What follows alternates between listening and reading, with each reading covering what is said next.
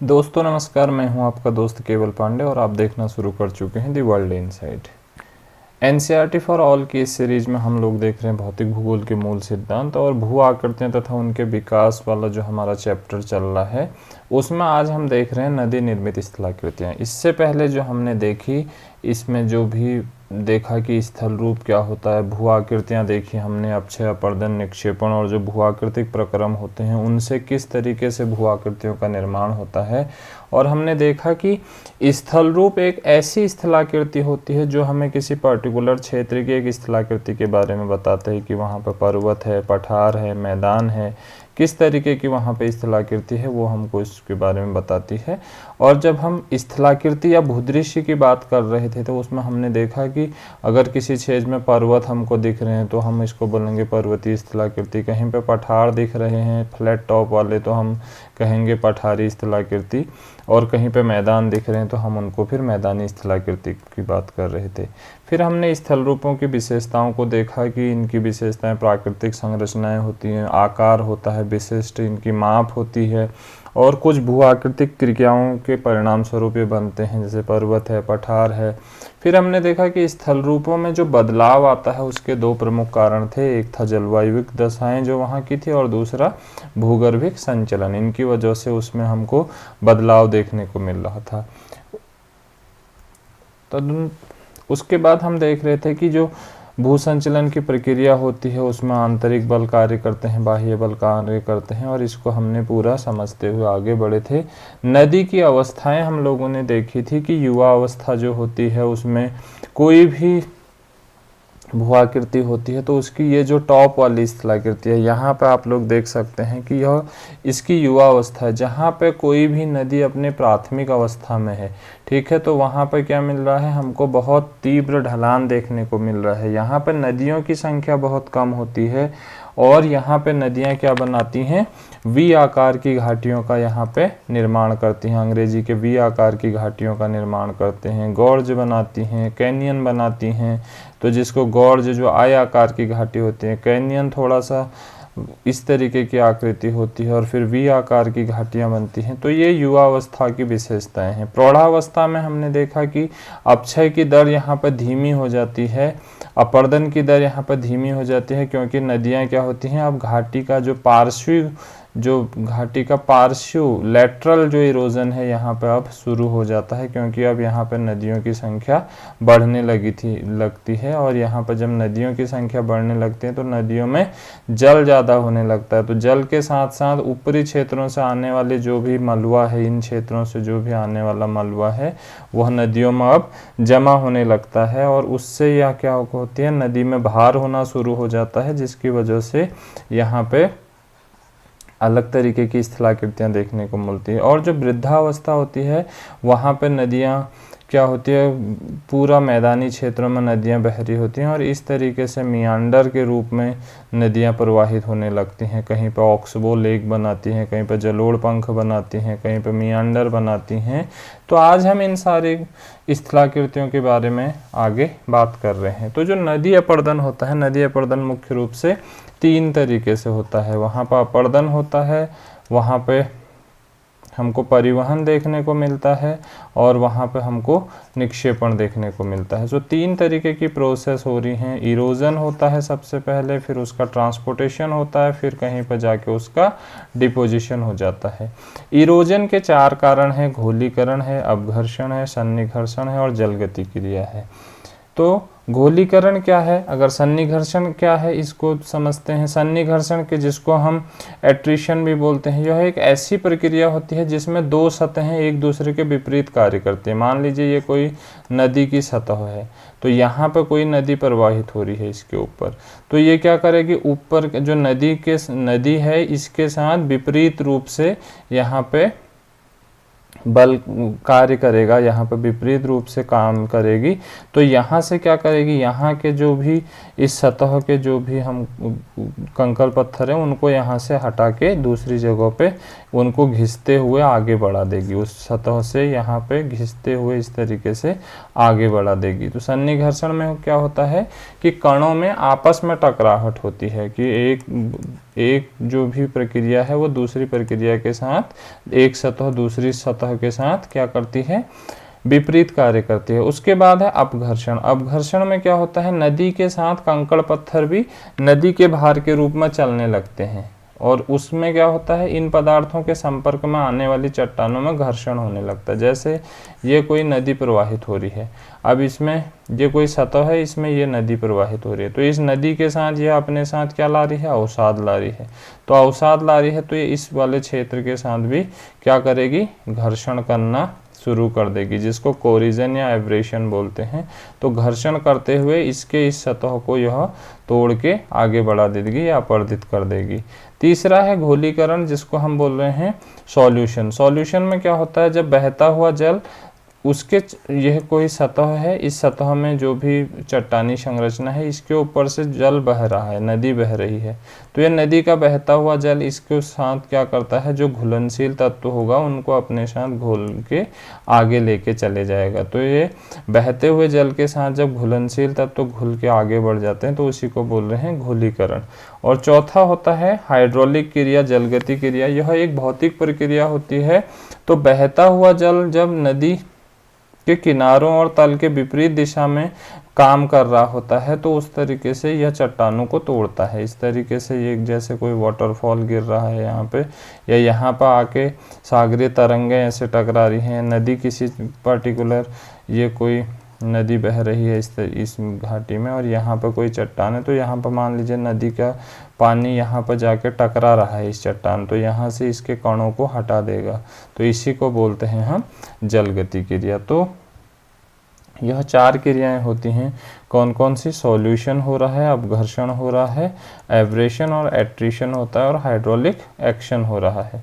उसके बाद परिवहन कैसे करती है नदी। कोई भी नदी 4 तरीके से परिवहन करते हैं। मीन्स जो भी यहाँ पे मटेरियल उसने क्या किया है, अपरदित किया है, इसको यहाँ से हटाना है, तो इसी को हम बोल रहे थे ट्रांसपोर्टेशन। ट्रांसपोर्टेशन एक करती है लुढ़का कर, ठीक है, जैसे नदी अपने साथ ऐसे सेडिमेंटों को एक जगह से दूसरी जगह से नदी के साथ ये क्या होंगे, लुढ़क कर जाएंगे, इस तरीके से लुढ़कते लुढ़कते ये आगे पहुंचेंगे। दूसरा होता है उछल कर, जिससे सॉल्टेशन बोलते हैं। उछल कर के जैसे ये कोई कण है वो यहाँ उछल के यहाँ गिरा, फिर यहाँ से यहाँ गिरा, यहाँ से यहाँ गिरा, यहाँ से यहाँ गिरा, तो ये है क्या कर रहे हैं, नदी फोर्स के साथ कणों को उछाल रही है।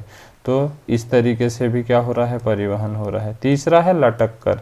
तो लटक कर क्या है, सस्पेंशन, जिसमें जैसे नदी बह रही है, नदी अपने साथ क्या कर रही है, महीन कणों को घोल के लेके जा रही है अपने साथ, इस तरीके से। तो वो जो महीन कण है वो पानी के साथ ही ऐसे लटक कर आगे बढ़ रहे होते हैं। इसी तरीके का होता है सॉल्यूशन, जिसको हम घोलकर जो बोल रहे हैं।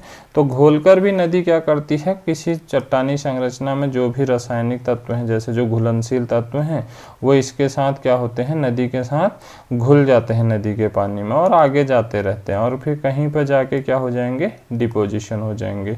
तो ये है परिवहन की स्थिति। उसके बाद है निक्षेपण की स्थिति। तो निक्षेपण का मतलब होता है कोई भी टूटा फूटा कटा मटेरियल जब परिवहन के द्वारा किसी दूसरी जगह पे बिछा दिया जा रहा है, अपरदित पदार्थ का जमाव जब किसी दूसरी जगह पर हो जा रहा है, उसी को हम बोल रहे हैं निक्षेपण। तो ये 3 प्रमुख इसकी जो नदी अपरदन की जो प्रमुख यहाँ पे नदी अपरदन से जो निर्मित होने वाली प्रमुख स्थलाकृतियाँ हैं या जो निक्षेपण से निर्मित होने वाली स्थलाकृतियाँ हैं, उसमें ये प्रमुख प्रक्रियाएँ हैं। नदी प्रवाहित से इस 2 तरीके के स्थल रूप बनते हैं, एक है अपरदित स्थल रूप और एक है निक्षेपणात्मक स्थल रूप। तो अपरदित में जैसे गॉर्ज बनते हैं, कैनियन है, वी आकार की घाटी है, जल गर्तिका है, अवनमित कुंड है, अधोकर्तित विसर्प है, नदी वेदिकाएं हैं। और निक्षेपणात्मक में जिसको एलुवियल फैंस बोल रहे हैं, डेल्टा बोल रहे हैं, बाढ़ के मैदान हैं, नेचुरल लीप्स जिनको प्राकृतिक तटबंध बोलते हैं, या मियांडर्स हैं, ऑक्सबो लेक हैं। तो इन सबको हम एक एक करके समझ रहे हैं। बात करते हैं गॉर्ज और कैनियन की।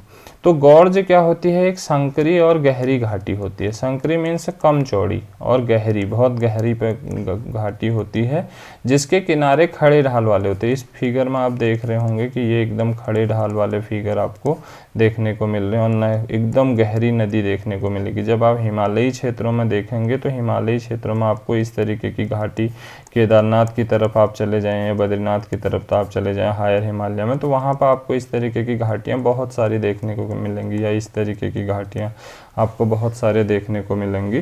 तो ये क्या है, इन्हीं को बोलते हैं गॉर्ज, एकदम खड़ी घाटी वाले। तो या इसी को बेसिकली आयताकार की घाटी के नाम से भी जाना जाता है, गॉर्ज को ही।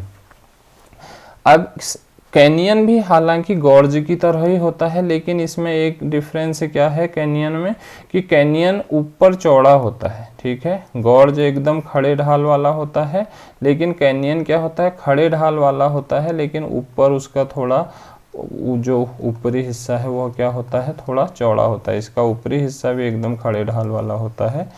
तो कैनियन सामान्यतः क्षैतिज संस्तरीय अवसादी चट्टानों में बनता है। क्षैतिज जो इस तरीके से तिरछी जो स्थल वो हैं चट्टानें, अवसादी चट्टानें, उनमें बनता है, जबकि जो गॉर्ज है वह कठोर चट्टानों पर बनता है, ठीक है। अमेरिका जैसे ये ग्रैंड कैनियन है आपको जो इस फिगर में दिख रहा है, ये अमेरिका का कोलोराडो जो नदी है वहाँ पे एक ग्रैंड कैनियन बना है। तो आप इस तरीके से देखिए कि ये नदी इस तरीके से इसमें ऐसे प्रवाहित हो रही है। तो यह यहाँ पे क्या बना रही है, एकदम कैनियन बना रही है कि ऊपर के ढाल क्या हैं, चौड़े हैं, और लेकिन नीचे के ढाल क्या हैं, एकदम गहरे हैं, ठीक है। ये है गॉर्ज और कैनियन की स्थलाकृति। दूसरा होता है वी आकार की घाटी।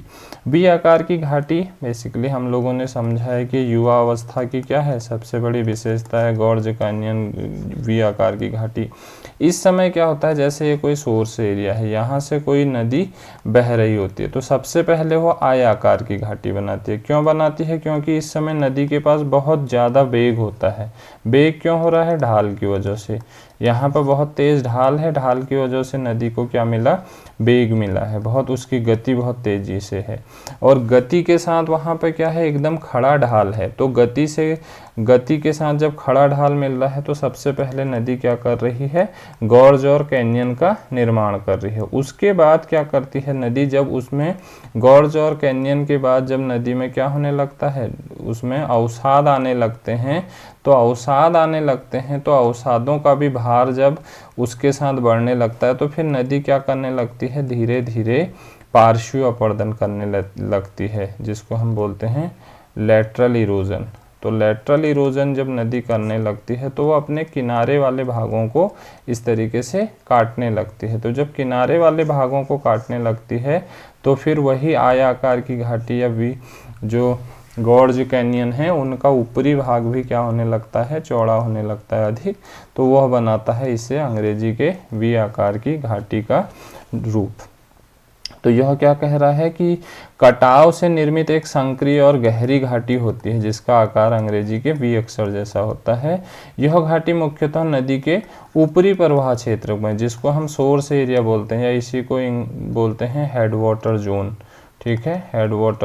हेड वाटर मीन्स जहाँ से किसी नदी का जन्म हो रहा है। तो हेड वाटर जोन की यह विशेषता है।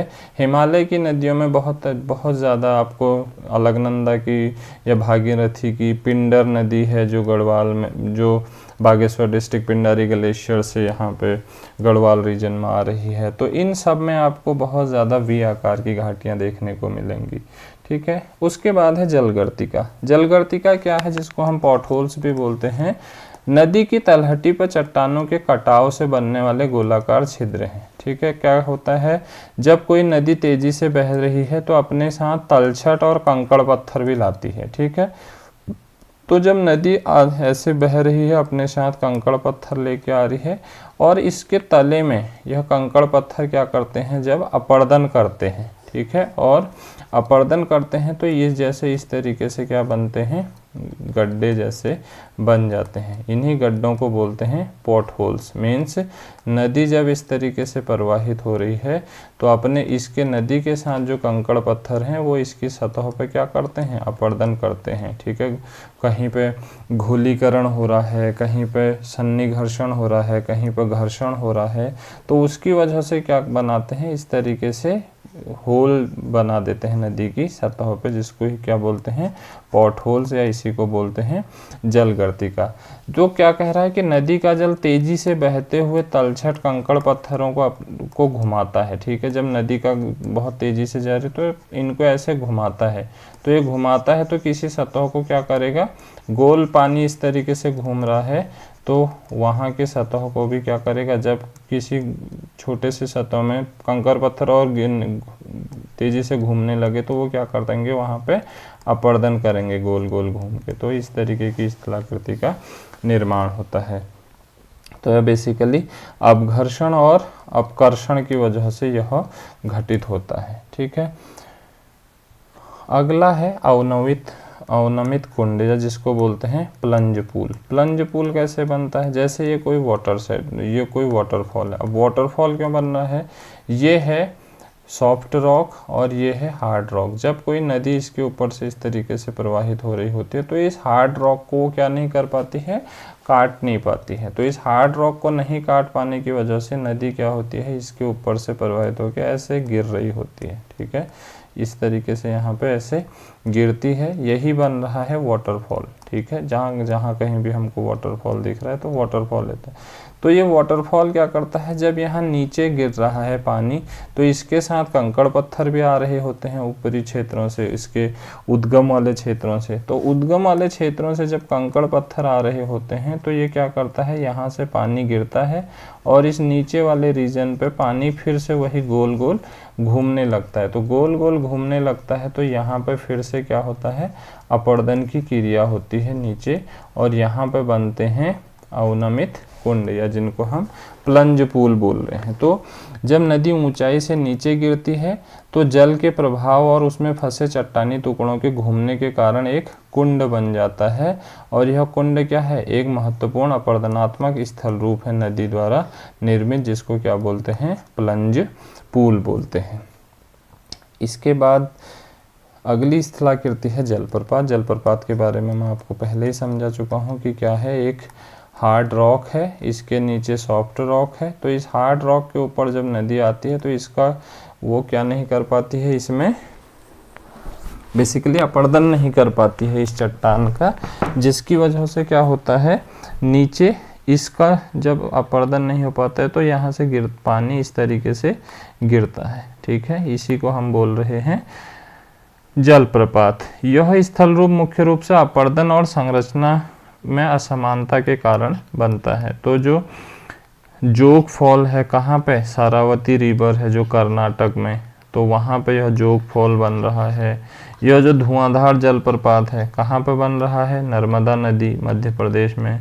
मध्य प्रदेश में जब नर्मदा नदी पे यह धुआंधार जलप्रपात बनता है। यह जो नोहकलिकाई फॉल्स है, यह है लेट्सोम रिवर, कहाँ पे, मेघालय में, चेरापूंजी वाले रीजन में। तो ये तीन भारत के बहुत प्रमुख जलप्रपात हैं। अन्य जलप्रपात अदर ऑल ओवर वर्ल्ड में भी बहुत सारे जलप्रपात हैं, लेकिन भारत के ये तीन जलप्रपात बहुत प्रमुख हैं। इसके बाद अगली स्थलाकृति बनती है अधोकर्तित विसर्प।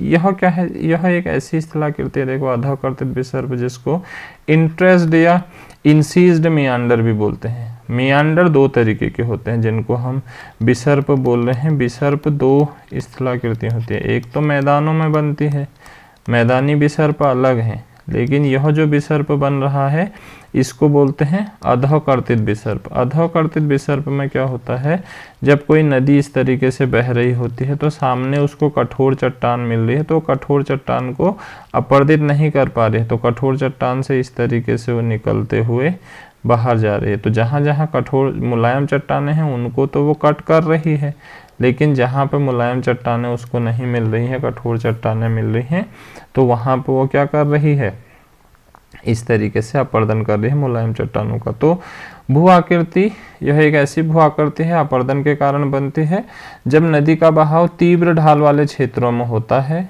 तो एक घाटी के तल में घुमावदार मार्ग के रूप में इस तरीके से हमको नदी देखने को मिलती है। तो इसी को बोलते हैं इंसीज्ड मियांडर। यह ऐसे विसर्प होते हैं जो टेढ़े मेढ़े जलमार्ग हैं और नदी के उत्थान के कारण बनते हैं। अब यहाँ पे क्या हो रहा है, जैसे यह पहले बेस लेवल था, ठीक है, तो यहाँ पर नदी इस तरीके से बह रही थी, लेकिन यहाँ पे क्या हो रहा है कि कभी कभी इसके किनारे वाले जो चट्टानें हैं उनमें हो जा रहा है अपलिपमेंट, जिसके वजह से हमको ये क्या दिखता है, बहुत गहरी घाटी में दिखती है यह नदी। यही इस जो विसर्प हैं हमको एकदम से गहरी घाटी में दिखते हैं, क्योंकि उसके किनारे किनारे वाले जो भी चट्टान हैं उनमें हो जाता है उत्थान। उत्थान की वजह से वो बहुत ऊपर उठ जाते हैं। तो हिमालय की यह प्रमुख विशेषता है या पर्वतीय क्षेत्रों की यह प्रमुख विशेषता है जिसमें हमको अधोकर्तित विसर्प देखने को मिलते हैं। इसके बाद है नदी वेदिकाएं। नदी वेदिकाएं आप लोगों के लिए बहुत यह स्थलाकृति आपको कहीं पे भी दिख रही होगी। नदी घाटी के पर्वतीय क्षेत्रों में नदी घाटी के किनारे इस तरीके के खेत जैसे आपको देखने को हर जगह मिलेंगे, कहीं भी आप चले जाओ नदी घाटी वाले क्षेत्र में।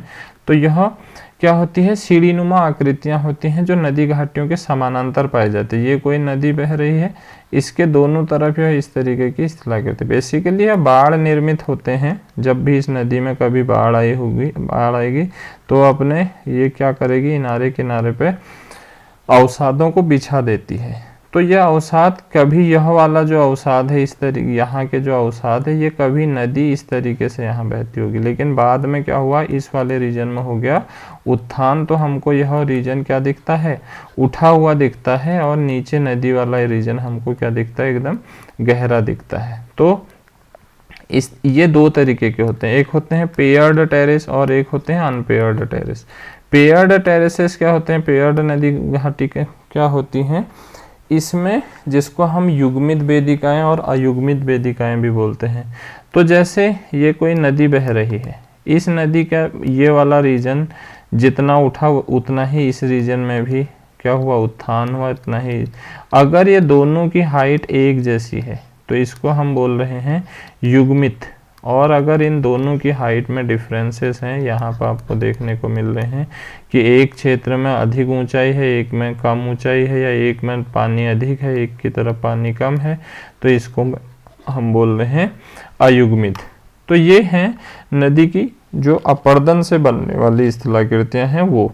अब हम बात करेंगे इसके नदी के निक्षेपण से बनने वाली स्थलाकृतियों का। इसमें है सबसे पहला एलुवियल फैन। एलुवियल फैन क्या होता है, जब पर्वतीय क्षेत्रों से कोई नदी बह रही होती है तो अपने साथ क्या लाती है, मलबा लेके आती है, और उसको इस पंखे के आकार में जब कहीं पे मलबे को फैला देती है, यही है हमारा जलोढ़ पंख। तो इस तरीके से पर्वतीय क्षेत्रों की यह एक स्थलाकृति है जहाँ पर वो क्या करती है, इस तरीके से मटेरियल को फैला दे रही है। तो आप यहाँ पर देख सकते हैं इस तरीके से इसने पूरे जो भी अवसाद हैं या ऊपर से आने वाली नदी ने इस तरीके से पूरा फैला दिया है। तो एक पंखे के आकार की भू आकृति होती है, कब बनती है, जब नदी और धाराएं किसी पहाड़ी ढलान या घाटी से निकलकर एक समतल या चौड़े क्षेत्र में प्रवाहित होती है। ऊपर से तो बहुत तीव्र ढलान के साथ आ रही है, लेकिन ये नीचे वाला रीजन क्या है, थोड़ा समतल है, तो इसको इतना ढाल नहीं मिलने पे ये क्या करता है, इसको इस तरीके से फैला देता है। ठीक है, तो इसी को बोलते हैं जलोढ़ पंख। इस दौरान नदी का वेग कम हो जाता है, जिससे क्या होता है, अपने साथ लाए गए अवसादों को, चट्टान, बजरी, रेत, गाद जो भी होता है, उसको एक पंखे के रूप में यहाँ पे इस तरीके से फैला दे रहा है। नीचे वाले क्षेत्र में भी आप देखें, ऊपर ढलान वाले क्षेत्र से आ रही है और नीचे इस तरीके से पंखे की आकृति से उसको क्या कर दे रही है, फैला दे रही है। मुख्यतः यह शुष्क और अर्धशुष्क क्षेत्रों में देखने को मिलते हैं। कौन से, जलोढ़ पंख, क्योंकि वहाँ के नदियों में उतना पानी नहीं होता है कि जो उस अवसाद को अपने साथ, सेडिमेंट को अपने साथ आके लेके चले जाए, इसलिए वो वहीं पर क्या कर देता है, उस अवसाद को इस तरीके से फैला देता है। दूसरी स्थलाकृति होती है डेल्टा। डेल्टा भी इसी की तरह होता है, किसकी, जलोढ़ पंख की तरह, लेकिन डेल्टा बनता है जब कोई नदी अल्टीमेटली अपने आधार तल को प्राप्त कर ले रही होती है। तो जब डेल्टा का अर्थ होता है नदीमुख या इसको बोलते हैं नदी का मुहाना। तो मैंने अभी आपको हेडवाटर की बात की थी जहाँ से नदी का उद्गम होता है, और मुहाना माउथ बोलते हैं जहाँ पर कोई नदी किसी अपने से बड़ी नदी या समुद्र के साथ जाके क्या होती है, मिल जाती है, वहीं पर बनता है डेल्टा। तो ये कह रहा है कि डेल्टा का निर्माण तब होता है जब कोई नदी किसी बड़े जल राशि जैसे समुद्र के साथ, झील के साथ मिलने से पहले अवसादों को क्या करती है, फैला देती है। ठीक है, किसी भी बड़े उसके साथ मिलने से पहले अवसादों को इस तरीके से वहाँ पे क्या कर देती है, अवसादों को फैला देती है, तो जमाव कर देती है, जिसकी वजह से नदी क्या होती है, बहुत सारे अलग अलग वितरिकाओं में फैल जाती है। तो इस चित्र में आप देख सकते हो कि यह एक कोई मेन रिवर आ रही थी, फिर इसने क्या किया, इधर मटेरियल फैला दिया, इधर फैला दिया, और अपना क्या हो गई है, अलग अलग वितरिकाओं में इस तरीके से टूट गई है नदी। तो यह नदी यहाँ मिलने से पहले, किसी बड़ी जल राशि से मिलने से पहले बहुत सारी अलग अलग वितरिकाओं में फैल जाती है। तो इसी को बोलते हैं हम डेल्टा। ठीक है, तो डेल्टा का आकार बेसिकली त्रिभुज के आकार की तरह होता है इस तरीके से, जो एक यूनानी या ग्रीक शब्द है। ठीक है, यह डेल्टा क्या है, एक ग्रीक शब्द है जिसका आकार होता है त्रिभुजानुकार। तो नदी के धीमे होने के कारण तलछट के जमाव से बनता है, जैसे गंगा और ब्रह्मपुत्र नदियों द्वारा बनाया गया जो सुंदरवन का डेल्टा है। ठीक है, सुंदरवन का डेल्टा विश्व का सबसे बड़ा डेल्टा है। ठीक है, ऐसे ही और भी जो बड़ी नदियां हैं वो डेल्टा का निर्माण करती है। लेकिन एक और आकृति होती है जिसको बोलते हैं एस्चुअरी। ठीक है, क्या बोलते हैं, एस्चुअरी। एस्चुअरी क्या होती है, जब कोई नदी आ रही है ढलान वाले क्षेत्र से और बिना डेल्टा के निर्माण किए किसी बड़ी जल राशि के साथ मिल जाती है। जैसे हमारी पश्चिमी घाट की जो भी नदियां बह रही हैं वह सब किसका निर्माण कर रही हैं, एस्चुअरी का निर्माण कर रही है। तो एस्चुअरी क्या है, जब कोई नदी बह रही होती है ढलान वाले क्षेत्र से और बिना किसी डेल्टा का निर्माण किए सीधे सीधे क्या होती है, नदी में या अपने से बड़ी जल राशि में मिल जाती है, उसी को हम बोलते हैं एस्चुअरी। इसके बाद अगली स्थलाकृति है बाढ़ के मैदान। बाढ़ के मैदान कैसे बनते हैं, बेसिकली यह मैदानी क्षेत्रों या समतल भूमि की प्रमुख विशेषता है बाढ़ के मैदान। तो क्या होता है, अक्सर नदी द्वारा लाए गए गाद जो होते हैं, अवसाद और जो तलछट होते हैं वह समृद्धि होती है उसमें, जिससे कृषि के लिए उपजाऊ क्षेत्र बन जाते हैं। तो ये जो नदी आ रही है अपने साथ क्या लाती है, बहुत सारा मटेरियल लेके आती है, तलछट लाती है, गाद लाती है। तो यह जो गाद होता है यह बहुत उपजाऊ होता है, कृषि क्षेत्रों के लिए बहुत उपजाऊ क्षेत्र होता है। तो जब कोई नदी आ रही होती है तो नदी में जब बहुत ज़्यादा पानी आ रहा होता है तो उस समय क्या होता है, नदी अपने साथ बाढ़ लाती है।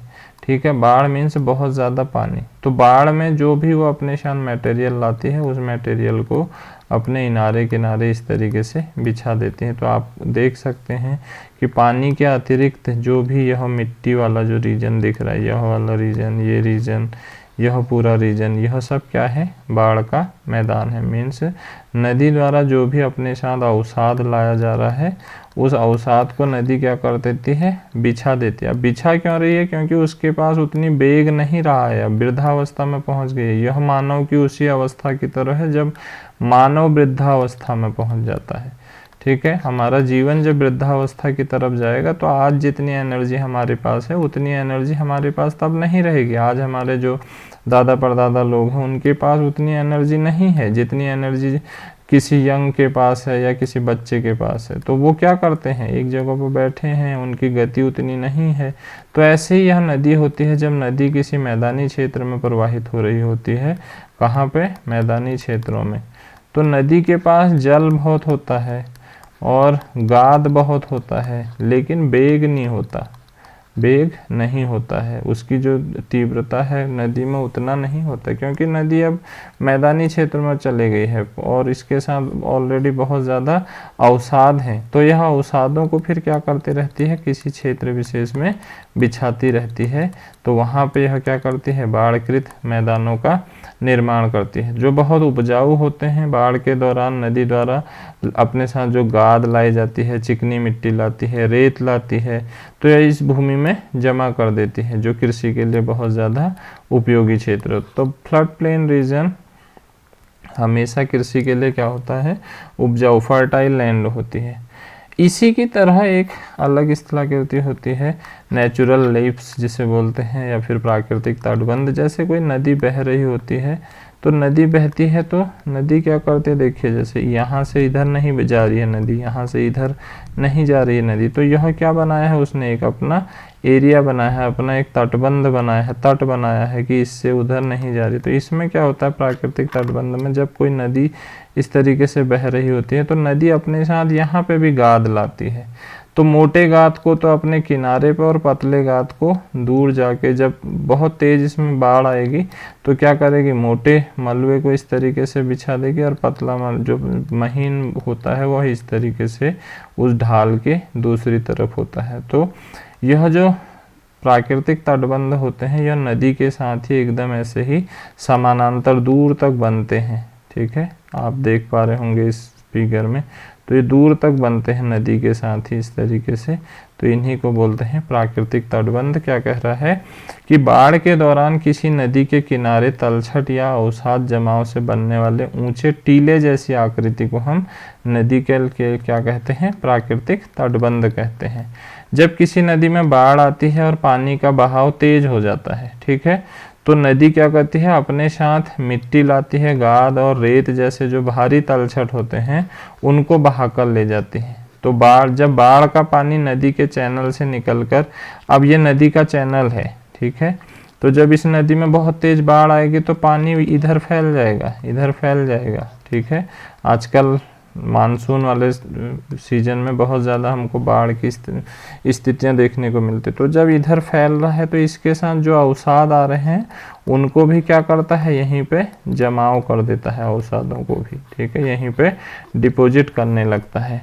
तो जिससे क्या होती है, एक परतदार संरचना का निर्माण होता है। यह तलछट जमा होते रहती हैं और नदी के चैनलों के समानांतर ऊंचे ढलान वाले टीले बन जाते हैं। ठीक है, तो इस बात को हमेशा याद रखना, ये नदी के तटों के समानांतर बनते हैं ऊंचे ढलान वाले टीले, उन्हीं को बोलते हैं प्राकृतिक तटबंध। जैसे कोई नदी ऐसे बह रही है, ये कोई नदी बह रही है इस तरीके से, तो इसी के समानांतर तटबंध बन जाते हैं जो इसके चैनल को फिक्स करते हैं कि इसी के अंदर यह नदी क्या होगी, प्रवाहित होगी, इससे बाहर आके प्रवाहित नहीं होगी। तो इसीलिए वर्तमान में इस क्षेत्र में लोग क्या कर रहे हैं, कंस्ट्रक्शन कर रहे हैं, लेकिन जैसे ही नदी में बाढ़ आएगी तो ये क्षेत्र फिर से बाढ़ प्रभावित क्षेत्रों में शामिल हो जाते हैं, जिसकी वजह से उनका जनजीवन अस्त व्यस्त होने लगता है। इसी तरीके की स्थलाकृति है विसर्पी रोधिका। विसर्पी रोधिका में क्या होता है, बेसिकली जैसे कोई नदी बह रही होती है, इस तरीके से कोई नदी बह रही है, तो नदी क्या कहती है, एक तरफ तो उसका इरोजन करती है, जहाँ नदी इस तरीके से घूम रही है किसी उस पे, इस तरीके से नदी चल रही है, मियांडर बना के, समझे, इस तरीके से मियांडर बना के चल रही है, तो यहाँ पे तो नदी क्या करती है, अपर्दन करती है, अपर्दन करती है। लेकिन इस क्षेत्र पर नदी क्या कर देती है, निक्षेप कर देती है, क्योंकि नदी के दोनों किनारों पे उसके पास उतनी ही गति नहीं रहती है। तो यहाँ पे यहाँ निक्षेप किया, दूसरी तरफ यहाँ निक्षेप करती है और यहाँ अपर्दन करेगी, फिर यहाँ निक्षेप कर देगी, यहाँ अपर्दन करेगी। तो यही अपर्दन और निक्षेप की प्रक्रिया से ही बनते हैं मियांडर, और इसी तरीके से ही इसी से बनते हैं पॉइंट बार। तो पॉइंट बार क्या होता है, नदी द्वारा निर्मित एक निक्षेपणात्मक स्थलाकृति है। क्या कह रहा है कि नदी रोधिका नदी के मोड़दार रास्ते के अंदरूनी किनारे पे, यह जैसे नदी का देखिए मोड़दार ऐसे किनारा है, तो इसके यहाँ अंदरूनी किनारे पे यह बनती है। ठीक है, अंदर वाले भाग पे यह जमाव वाली, जो इस तरीके से नदी आई तो यहाँ पर नदी प्रवाहित हो रही है ऐसे, तो नदी यहाँ तो करेगी अपर्दन, लेकिन यहाँ पर क्या कर रही है नदी, डिपोजिशन, फिर ऐसे घूम रही है, यहाँ पर नदी क्या करेगी, अपर्दन करेगी, और फिर यहाँ पे क्या कर देगी, इस तरफ डिपोजिशन करेगी। तो एक तरफ डिपोजिशन, एक तरफ अपरदन से बनने वाली जो भी स्थलाकृतियाँ हैं, इसी को हम बोलते हैं विसर्पी रोधिका या पॉइंट बार। निर्माण की प्रक्रिया में कह रहा है कि नदी, मैदानी क्षेत्रों में नदी का प्रवाह तेज गति से क्या होता है, बाहरी किनारे का तो अपरदन करता है, ठीक है। ऐसे नदी बह रही है, मैं जो बात बता रहा हूँ, ऐसे नदी बह रही है, तो इसका जो बाहरी किनारा है इसका तो कटाव करेगी, अपरदन करेगा यहाँ पे। लेकिन जो आंतरिक भाग है नदी का, तो यहाँ पे क्या करेगा, निक्षेपण करेगा, निक्षेप कर देगा, निक्षेपण कर देगा। तो यही क्या कहलाता है हमारा, इसी को हम बोलते हैं बेसिकली विसर्पी रोधिका पॉइंट बार। इसी तरीके की स्थलाकृति होती है नदी विसर्प, जिसको मियांडर बोलते हैं। तो मियांडर अंग्रेजी के ऐसे आकार की एक स्थलाकृति होती है, इस तरीके से घूम रही होती है नदी। तो यह इसी से बनता है, जो ये आप समझिए, ये वाली स्थलाकृति को आप देखिए, तो इसमें क्या है, मियांडर भी सेम काम करती है। यहाँ पे क्या करती है, इरोजन करती है एक एंड पे, और दूसरे एंड पे डिपोजिशन करती है। फिर यहाँ से इधर बह रही है, देखिए यहाँ पे नदी ऐसे टकराएगी, तो यहाँ पे क्या करेगी, अपरदन करेगी, लेकिन इस वाले रीजन पे क्या कर देगी, डिपोजिशन। फिर नदी इधर मुड़ी है, यहाँ पे आके नदी फिर से क्या कर रही है, अपरदन कर रही है, लेकिन अंदर वाले हिस्से पे डिपोजिशन कर रही होती है। तो एक जगह अपरदन कर रही होती है, यहाँ जैसे नदी आ रही है इस तरीके से, यहाँ टकराएगी नदी, तो यहाँ अपरदन करेगी, लेकिन इसके इस वाले क्षेत्र पे क्या कर देगी, डिपोजिशन कर देगी। सेम इधर यहाँ जाएगी, यहाँ अपरदन करेगी, इधर जाके डिपोजिशन करेगी। तो जैसे नदी बह रही होती है, तो उसके एक किनारे पे अपरदन होता है, कटाव, और दूसरे उसके अंदरूनी भाग पे क्या होता है, जमाव। तो जिससे टेढ़ी मेढ़ी इस तरीके से आकृति बनती है, और यह टेढ़ा मेढ़ा बनने का कारण है नदी लटक लटक के चल रही होती है। अब नदी के पास कोई भी वेग नहीं है, ठीक है, कोई भी वेग नहीं है। तो नदी के पास वेग नहीं है, और अवसाद इसके पास भर भर के होते हैं, अवसाद होते हैं। तो इससे क्या होती है, नदी के पास अवसादों के साथ भार होता है। तो जब भार है उसके पास और उसका वेग बहुत कम है, तो नदी क्या चलती है, एकदम बलखाते हुए, लटकते हुए चलती है। तो नदियां जब पहाड़ से उतरकर मैदानी इलाकों में पहुंचती हैं, तो उसके ढाल में क्या होती है, एकदम से कमी आ जाती है, चौड़ाई बढ़ने लगती है, और अब उनका मुख्य कार्य गहराई पे अपरदन करना नहीं, बल्कि क्षैतिज अपरदन होता है, और फिर निक्षेपण होता है। तो इसी से फिर कभी कभी क्या होता है, जैसे एक ऑक्सबो लेक है, जिसको हम गोखुर झील बोलते हैं हिंदी में। ऑक्सबो लेक क्या हो रही है, देखिए जैसे नदी ऐसे बह रही है, ठीक है, नदी इस तरीके से ऐसे बह रही होती है। तो कभी कभी क्या होता है, नदी में पुनर्युवन, जिसको हम बोलते हैं पुनर्युवन, ठीक है। पुनर्युवन क्या होता है, नदी के जो भी नदी कहीं पे एकदम मैदानी क्षेत्र में पहुंचने वाले हैं, सडन से नदी के ऊपरीवर्ती क्षेत्र में उत्थान हो जाते हैं, उत्थान हो जाता है। तो उत्थान क्या होता है, एकदम इसके ढाल को बढ़ा देता है। तो ढाल बढ़ेगा तो नदी का वेग बढ़ जाएगा। तो नदी का वेग जब बढ़ेगा, तो नदी में एकदम से वेग बढ़ने से, पानी आने से, तो नदी क्या करता है, पुनर्युवन के टाइम पे नदी यहाँ से अपरदन करने लगेगी। इधर जाना तो इसको इस तरीके से था, बल खाते हुए ऐसे, लेकिन इसने क्या किया, यहाँ से अपरदन कर दिया, इसको एकदम से इधर काट दिया। तो यह जो छूटी हुई आकृति, जैसे यह कोई नदी बह रही है, इसको आप समझिए, यह नदी ऐसे बह रही है, तो सडन क्या होगा, यह नदी यहाँ से इस तरीके से इधर अपरदन कर देगी, और यह वाला जो रीजन है, यह रीजन छूट जाएगा। यह वाला रीजन, नदी यहाँ से डायरेक्ट यहाँ चले जाएगी, तो यह रीजन छूट जाएगा। तो यही रीजन जो छूटता है, इसी को हम बोलते हैं गोखुर झील। गोखुर क्यों बोलते हैं, क्योंकि गाय के खुर, जो गाय का पैर होता है, उसकी तरह यह आकृति दिखती है, इसीलिए इसको बोलते हैं गोखुर झील। तो होप आपको ये बातें समझ में आएगी होंगी कि किस तरीके से नदी वेदिकाएं बनती हैं, किस तरीके से पॉट होल्स बनते हैं, या युवा अवस्था में कौन सी आकृति बनती है, प्रौढ़ावस्था में कौन सी आकृति बनती है। युवा अवस्था की आकृतियों में जैसे गॉर्ज है, कैनियन है, और उसके बाद हमको वहाँ पर वी शेप्ड की वैली दिख रही है। जब हम प्रौढ़ावस्था में आते हैं, तो नदियाँ जब लेटरल इरोजन करने लगती है, क्षैतिज अपरदन करने लगती है, तो नदियाँ क्या करती हैं, इस तरीके से खुले वी आकार की घाटियों का निर्माण होने लगता है, ठीक है। इस तरीके से नदियाँ खुले वी आकार की घाटियों का निर्माण करते हैं। पहले तो ऐसे वी आकार की घाटी बनती है, फिर जब प्रौढ़ावस्था में आते हैं तो नदियाँ इस तरीके से खुले वी आकार की घाटियों का निर्माण करने लगती हैं। क्योंकि खुले वी आकार की घाटियाँ मतलब जहाँ पे पार्श्व अपर्दन या जो लेटरल इरोजन है वह भी शुरू हो जाता है। तो जब नदी में भार होने लगता है, नदी में अवसाद होने लगता है, तो नदियों में पानी होने लगता है, तो नदियाँ अब क्या करने लगती हैं, पार्श्व अपर्दन भी करने लगती हैं। तो यह है उसके प्रौढ़ावस्था की स्थिति। उसके बाद अगर हम युवावस्था में देखें तो हमको दिख रहा है मियांडर देखने को मिल रहे हैं, प्राकृतिक तटबंध देखने को हमको मिल रहे हैं, नदी वेदिकाएं हमको देखने को मिली, बाढ़ के मैदान देखने को मिले।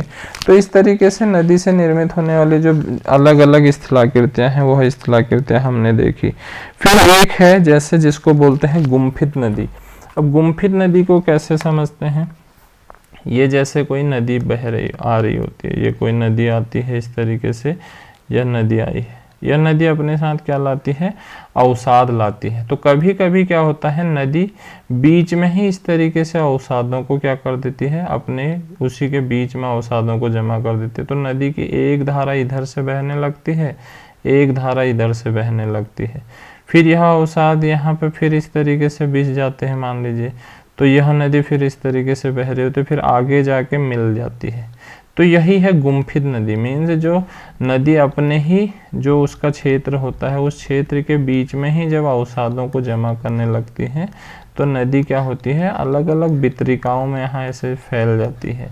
तो इसी को बोलते हैं गुम्फित नदी। मीन्स एक ऐसी नदी जब नदी अपने ही जो उसका बहाव क्षेत्र है उस बहाव क्षेत्र में ही वह क्या करने लगती है, अवसादों को ऐसे जमा करने लगती है, तो जिसकी वजह से नदी क्या होती है, वितरिकाओं में फैल जाती है। तो इस तरीके से आपने यह देखा होगा भाबर वाले रीजन की यह प्रमुख विशेषता है, जहाँ पर नदियाँ इस तरीके की स्थलाकृतियों का या गुम्फित हो जाती है नदी, जिसको बेडेड चैनल्स के रूप में भी जाना जाता है। तो गंडक नदी या फिर जो और भी कोसी नदी, इन नदियों में यह प्रमुख रूप से देखने को मिलती है गुम्फित नदी वाली स्थिति। तो अब हम अगली बार अगला जो पढ़ेंगे, इससे अगली जो स्थलाकृति है वो है ग्राउंड वाटर। होप आपको नदी से बनने वाली जो भी स्थलाकृति हैं वो समझ में आई होंगी। तो अगला हमारा जो चैप्टर होगा या जो हमारा अगला टॉपिक वो होगा ग्राउंड वाटर से कौन कौन सी स्थलाकृति बनती हैं, उनके बारे में हम बात करेंगे। तब तक के लिए थैंक यू सो मच।